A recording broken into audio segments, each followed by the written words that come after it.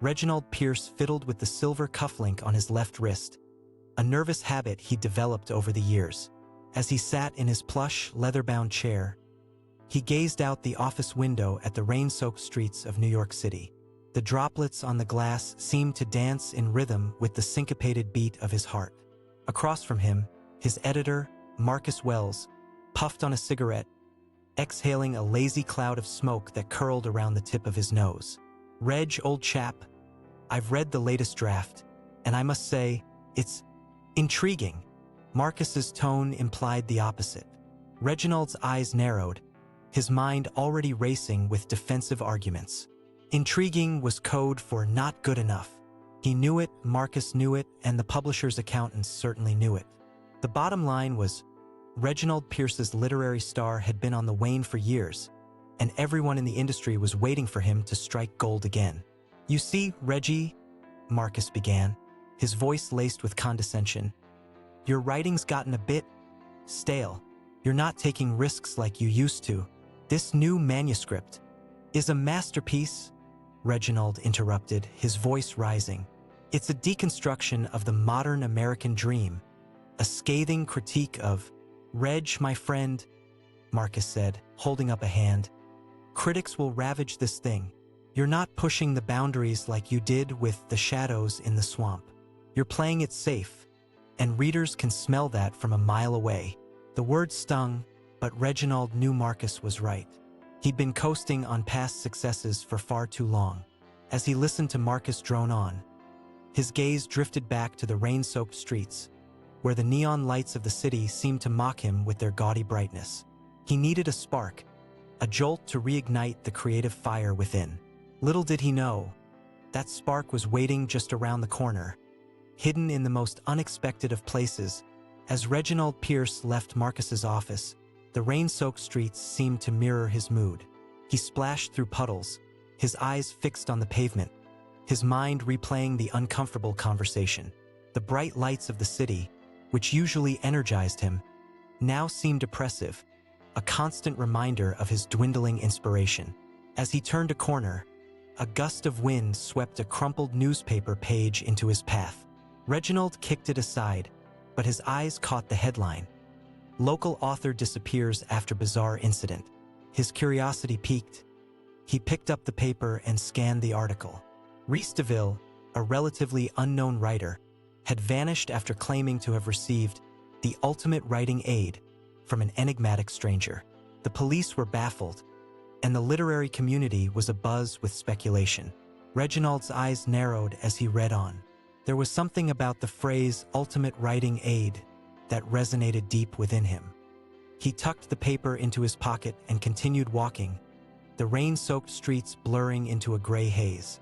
His thoughts were consumed by Rhys DeVille's disappearance and the whisper of a mystical solution to his creative drought. As he approached his brownstone apartment, a figure emerged from the shadows.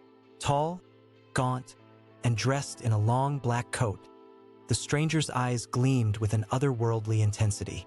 In his hand, he held a small, ornate box adorned with strange symbols. "Reginald Pierce," the stranger said, his voice low and hypnotic, "I've been waiting for you. I have something that will unlock the secrets of your imagination. Something that will make your words come alive."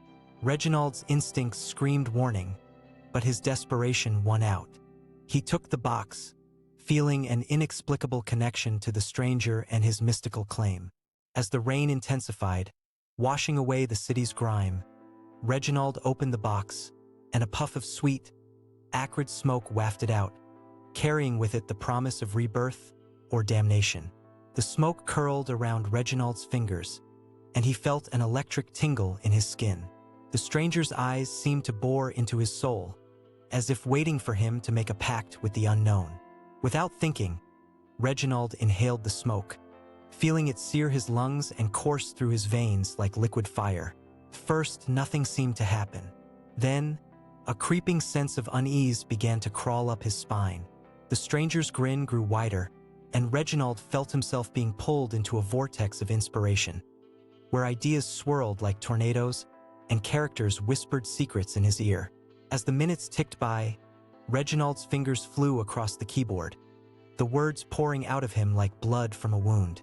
The sentences danced on the page, a mad waltz of language and imagination. The room around him melted away, and he was lost in the world of his own creation. Hours passed, and the storm outside subsided, leaving behind a calm, unnatural silence. Reginald finally looked up, his eyes dry and burning, his mind reeling from the sheer velocity of his writing. The stranger was gone, vanished into the night, leaving behind only the small, ornate box and the faint scent of smoke. Reginald read through his work, awestruck by the dark, twisted beauty of his words. This was it, the spark he'd been waiting for, the key to unlocking his creative potential. He poured himself a whiskey, savoring the burn as he read on, the characters on the page whispering secrets in his ear.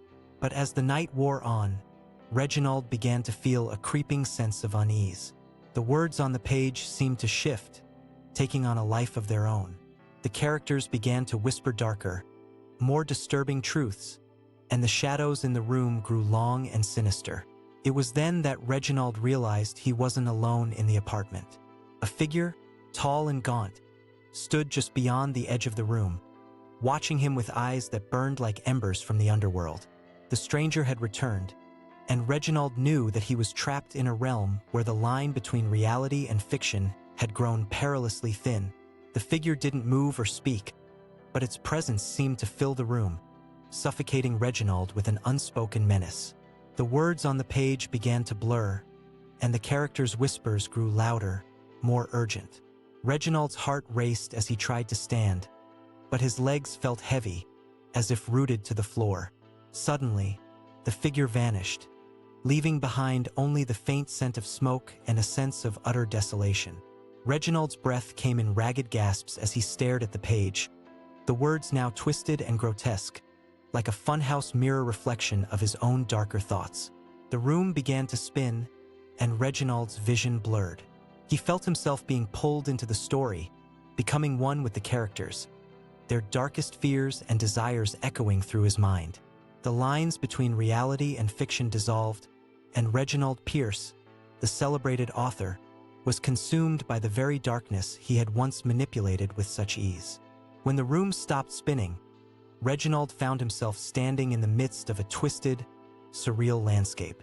The skies were a deep, bloody red, and the trees twisted like grasping fingers.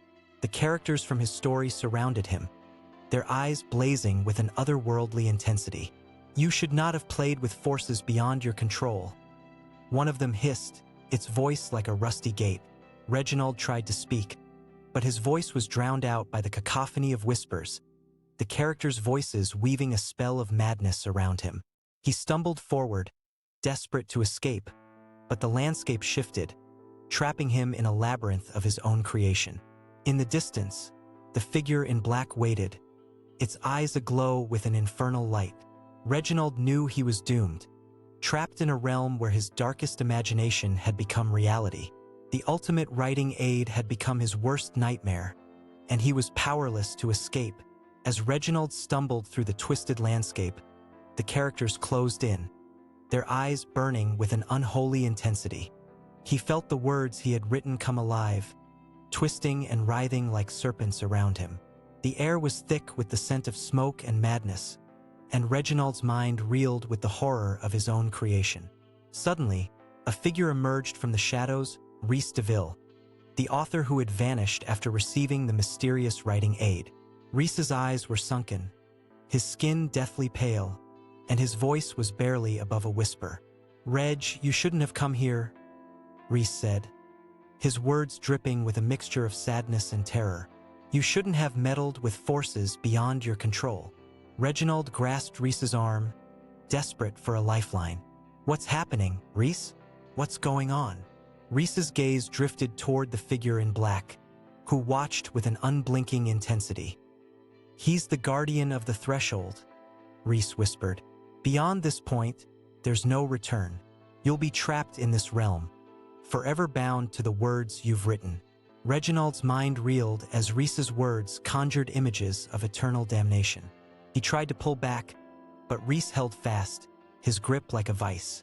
"You were warned, Reg," Reese said, his voice tinged with a hint of madness. "You should have heeded the warning.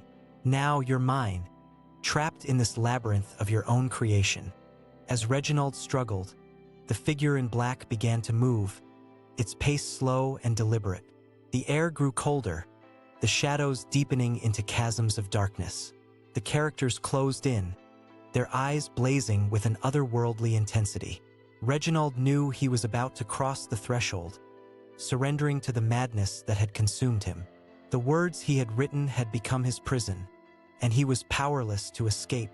As the figure in black drew closer, Reginald felt his soul begin to unravel, thread by thread.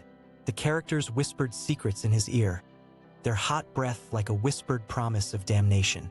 Reese's grip tightened, his eyes aglow with an unnatural intensity. Suddenly, the room seemed to implode, the walls collapsing into a vortex of darkness. Reginald's scream was drowned out by the cacophony of whispers, the words he had written swirling around him like a maelstrom. When the darkness receded, Reginald found himself back in his apartment. The storm outside subsided, the room bathed in an eerie lunar glow. The stranger's box lay open on the desk, the smoke long gone, but the words on the page seemed to pulse with a malevolent life of their own. Reginald's eyes locked onto the manuscript, his mind reeling with the horror of what he had unleashed. He knew that he had crossed a threshold, surrendering to the madness that lurked within the labyrinth of his own creation. As he read the words, he felt his grip on reality begin to slip. The characters whispered secrets, their eyes burning with an otherworldly intensity. Reginald's vision blurred, and he stumbled through the room, desperate to escape the prison of his own making. But it was too late. The words had become his reality, and he was trapped in a realm where the line between fiction and reality was forever blurred.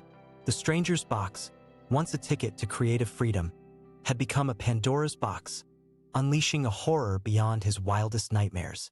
As the darkness closed in, Reginald Pierce, the celebrated author, became a shadow of his former self, forever lost in the twisted labyrinth of his own imagination.